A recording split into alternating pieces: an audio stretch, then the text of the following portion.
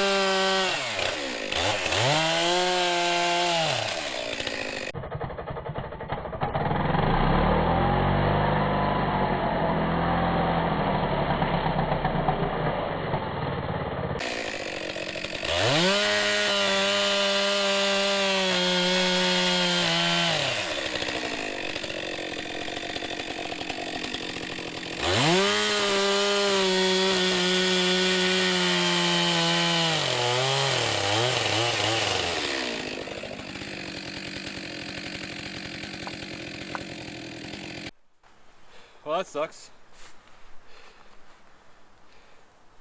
Found some, I think, ground. Got a little too close there. I ran out of snow. I was cutting in the snow earlier and I lost my buffer. A good pile. Go change my chain and leave this one to sharpen later. Would have ran out of gas here soon anyways. Not bad. Worked up a good heartbeat.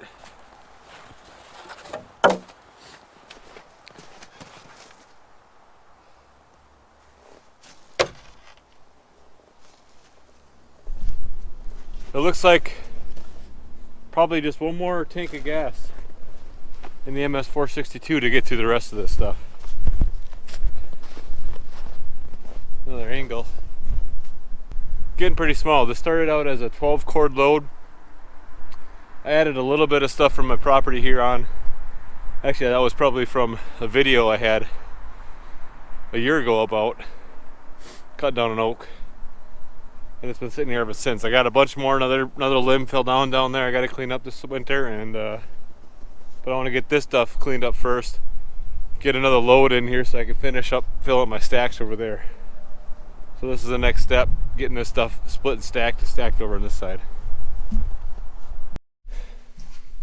We're back in the shop, and just going to show you how I sharpen the chainsaws. I did pick up the Techomax Super Jolly hydraulically activated clamped vice system chain grinder. Works good for touching up and make sure all the teeth are the even lengths. Find that's important, and also make sure that the rakers are the right height. I do that every handful of hand sharpenings to make sure that we're all good to go. I do have a group of extra chains. I've got one extra for the MS462, and then I have 4 chains for the MS270. A couple of them are pretty short. You know, these guys are getting down there in length. I could probably retire all of them, but they still have meat on them. They still work. So I just got them hanging here. They're all ready to go. They're already sharpened. I last sharpened them on here.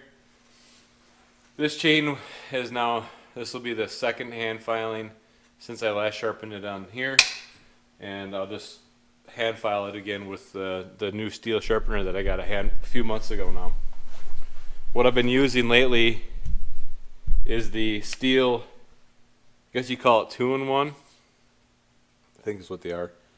They've got different sizes. This one's for the 3/8 pitch chains. I also have the 325.325 inch pitch chains as well. I think that's what the pitch is, right?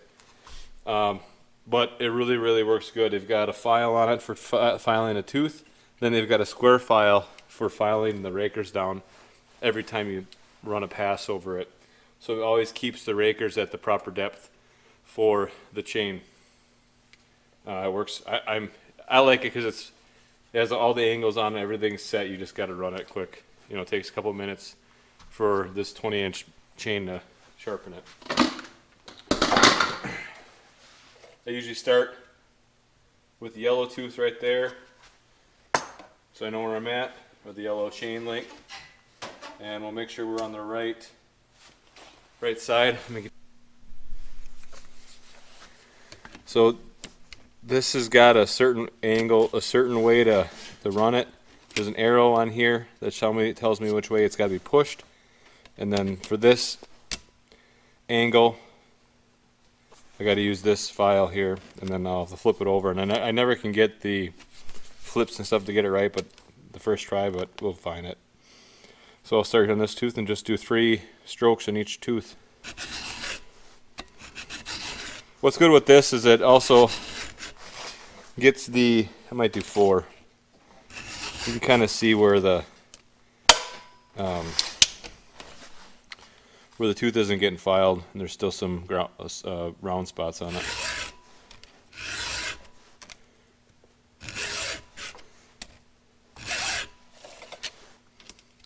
This also helps to get the gullet cleaned out too.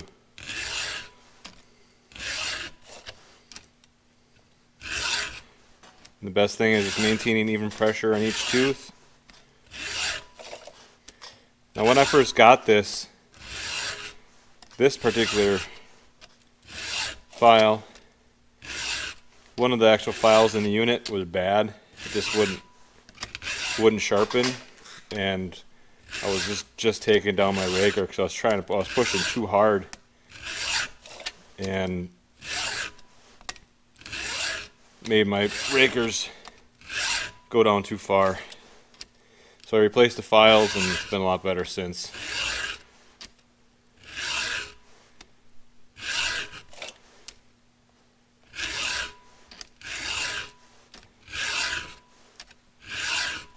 Yeah, about 4 passes gets rid of all the bad stuff.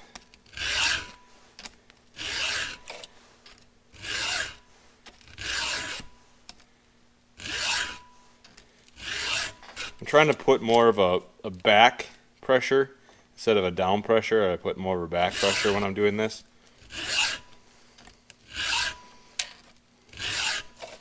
So I don't want to take off too much in the raker, although I suppose the saw's got enough power to take care of that.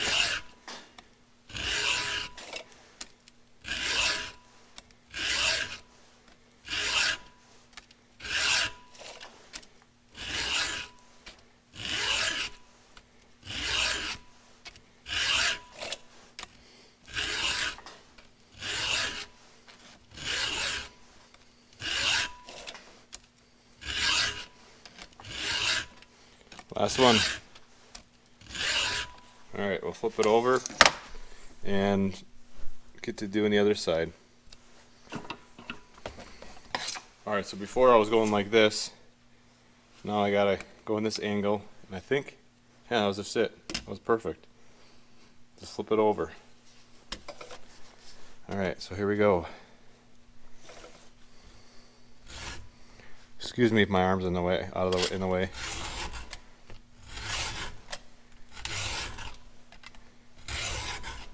I'll adjust the camera. You can already tell that these teeth are a little bit shorter than these teeth are. So I'm going to take 5 passes off of these teeth just to make sure, just to get it a little closer. For even performance,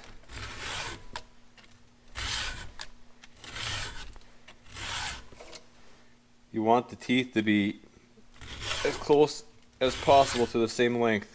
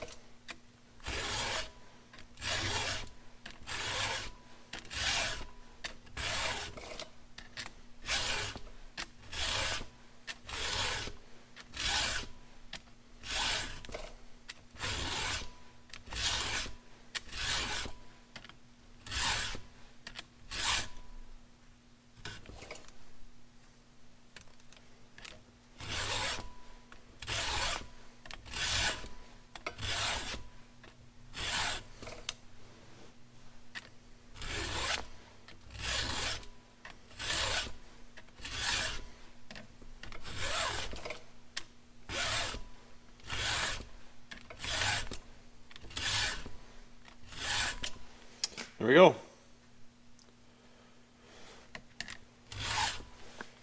Nice fine shavings on the back side of the vise, and this thing is well worth the $40 to $50 for sharpening. Just it's so easy just to be able to knock the rakers down, make sure everything is perfect.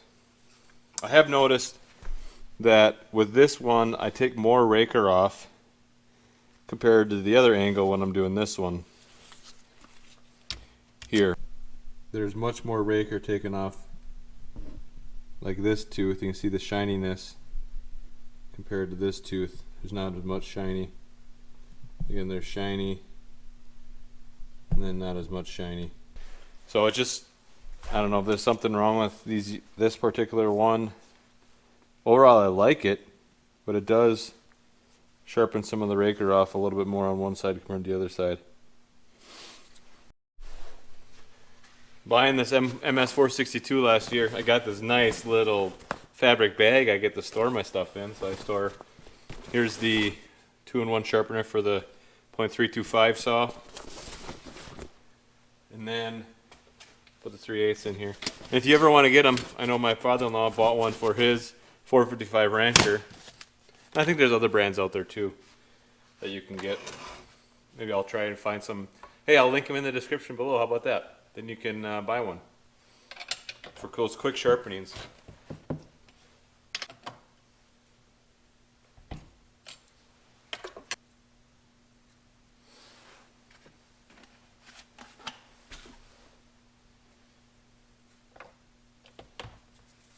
And this is the gas can I bought when I got the MS270 14 years ago, 12 years ago. It's one of the no spill gas cans, and it doesn't spill.